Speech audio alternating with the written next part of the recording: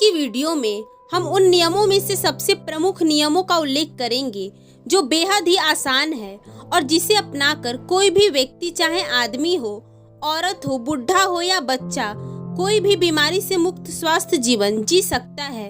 इसे समझने के लिए सबसे पहले यह समझे कि हमारे ऋषि पुराने समय में कभी भी सूर्यास्त के बाद भोजन नहीं किया करते थे। चरक संहिता में इसके कारक का उल्लेख करते हुए बताया गया है कि मनुष्य के शरीर में पाचन क्रिया को संचालित करने वाली जठार अग्नि, जिसे कुछ लोग पाचन अग्नि के नाम से भी जानते हैं, और यह पाचन अग्नि सूर्य के संपर्क के साथ ही अच्छे तरह से काम करती है। और जब सूर्य अस्त के बाद भोजन करते हैं तो रात के समय उसकी पाचन अग्नि सक्रिय नहीं होती है, जिसके कारण धीरे धीरे पाचन क्रिया का काम बाधित होने लगता है और इसी के साथ शरीर में बीमारियों का जन्म होने लगता है। इन्हीं से इन सभी बीमारियों का मूल पैदा होता है। अगर इन मूल को जड़ से खत्म कर दिया जाए तो एक शरीर जीवन भर बीमारियों से मुक्त रह सकता है। अब समझने की बात यह है कि जब हमारी पाचन अग्नि सही तरह से काम नहीं करती है तो हमारी प्राण शक्ति को काम करना पड़ता है और हमारी प्राण शक्ति एक बार में एक ही काम को अच्छे से कर सकती है। जब हमारी प्राण शक्ति पाचन क्रिया में लग जाती है तो हम गहरी नींद नहीं ले पाते हैं और इसी वजह से 8-8, 10-10 घंटों की नींद लेने के बाद भी कुछ लोग जब सुबह उठते हैं तो थका थका महसूस करते हैं। इसका कारण यही होता है कि प्राण शक्ति की जो ऊर्जा रात के समय हमारे शरीर को अंदर से ठीक करती है, उसे रिपेयर करती है, तो यही ऊर्जा रात के समय जब मनुष्य सोता है तो उसके शरीर जो बीमारियों को ठीक करने में अपना समय लगाएगी और फिर धीरे धीरे समय के साथ आपका शरीर अपने आप बीमारियों को ठीक कर लेगा। लेकिन उसके लिए आपको अपनी रात्रि का भोजन सूर्यास्त से पहले करना है, ताकि आपकी जो पाचन अग्नि सूर्य के संपर्क में अच्छे से कार्य करती है वह आपको भोजन को जल्दी पचाने में आपकी मदद करेगी और इसी वजह से आपकी प्राण शक्ति दूसरा कार्य कर सकती है।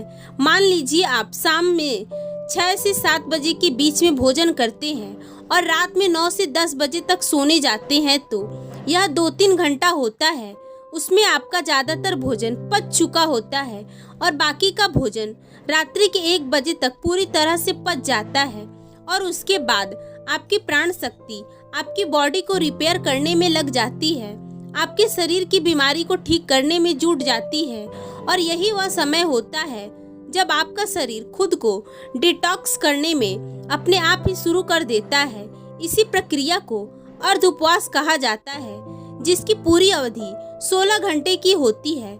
लेकिन जो लोग दिन में 16 घंटे उपवास करने में सक्षम नहीं है वह दिन में 12 घंटे उपवास से शुरू कर सकते हैं। यानी कि अगर आपने रात में 7 बजे भोजन किया है तो अगले दिन भी 7 बजे ही भोजन करें, जिससे कि आपकी बॉडी को तकरीबन 6 घंटे मिलता है खुद को रिपेयर करने का। इस अर्ध उपवास में हमारे शरीर में क्या प्रक्रिया घटती होती है, पहले आप इसको समझे।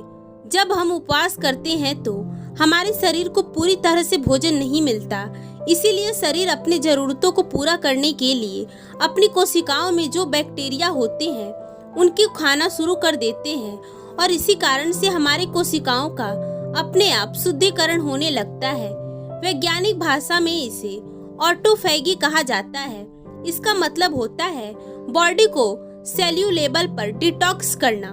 सिर्फ 21 दिन के लिए जो मनुष्य इस प्रक्रिया को अपना लेता है उसकी त्वचा में निखार आने लगता है, उसके बाल गिरने कम हो जाते हैं, सुबह अच्छी और ताजगी से भरी होती है, नींद गहरी आती है और मानसिक तनाव बिल्कुल हट जाता है। कुछ लोगों को लगता है कि अर्ध उपवास करने से उनका शरीर कमजोर हो जाएगा, जबकि अर्ध उपवास करने से शरीर का फैट कम होता है, मसल्स का स्लोस नहीं होता और मसल स्लोस नहीं होता, इसीलिए शरीर की क्षमता अपने आप बनी रहती है। अब तक आप समझ चुके हैं कि आपकी प्राण शक्ति आपकी बीमारियों को दूर करने के लिए किस प्रकार कार्य करती है, किस प्रकार आपको भोजन करना चाहिए ताकि आपके प्राण शक्ति पूरी ऊर्जा के साथ काम कर सके। यह हम समझ चुके हैं, लेकिन इसके बाद जो समझने वाली बात है वह यह है कि आज के समय में मनुष्य काम करते करते अपनी दैनिक दिनचर्या को बिल्कुल छोड़ देता है। वह किस प्रकार सही समय पर भोजन करे। अगर वो रात में काम करता है तो वो किस प्रकार भूखा रहे, क्योंकि उसे तो आदत हो गई है रात के समय देर तक खाना खाने की। और कुछ लोगों के साथ समस्या यह है कि वो भूखे नहीं रह सकते, थोड़ी थोड़ी देर में उन्हें भूख लग जाती है। तो इस प्रकार कैसे वह इस प्रक्रिया का लाभ उठा सकते हैं। तो देखिए, अगर आप 16 घंटे का उपवास कर रहे हैं तो उसके लिए आपको बीच बीच में कुछ लिक्विड चाहिए, जिससे आपकी बॉडी भी हाइड्रेटेड रह पाए और आपके शरीर की डिटॉक्स करने की प्रतिक्रिया भी तेज हो जाए। शुरुआत में अगर आप अपने रात्रि का भोजन 7 बजे तक कर लेते हैं तो आपको रात्रि में 10 बजे तक भूख लगेगी। उस समय अगर आपको भूख लगती है तो आप नारियल पानी पी सकते हैं। इससे आपके शरीर में बहुत सारे लाभकारी फायदे भी होंगे और आपके शरीर की डिटॉक्स करने की प्रक्रिया भी तेज हो जाएगी।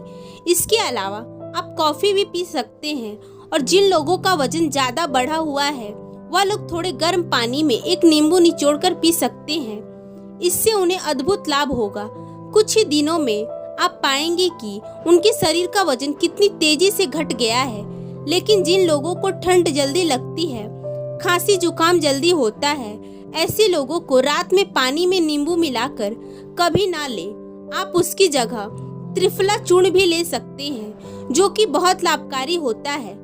यह आपके शरीर को पूरी तरह से डिटॉक्स करने की पूर्ण सहायता करता है। सुबह आपका पेट अच्छे से खाली होगा।